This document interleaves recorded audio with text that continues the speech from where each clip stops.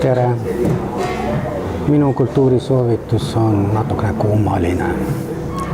Ma millegipärast arvan, et soovitusi anda ei ole väga kultuurne. Ei ole ju raske nimetada mõned raamatud, filmid, teatrietendused, mida olen viimasel ajal lugenud, näinud, kuulnud ja soovitada neid ka teile.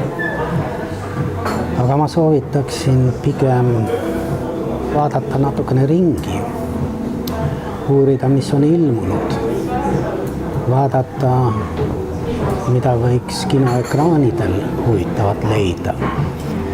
Ehk soovitus olekski see, et natukene peatuda, natukene mõtiskleda ja natukene tajuda seda maailma, mitte nii argisena, kui me seda iga päev teeme, vaid püüda leida selles ümbritsevas midagi lohutavat, midagi meeldivat, mis seondub mõistega, kategooriaga kultuur.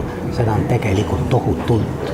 See kultuur võib olla hoonetes, see kultuur võib olla raamatutes, see kultuur võib olla metsas, see kultuur võib olla inimestes, kes meid ümbritsevad.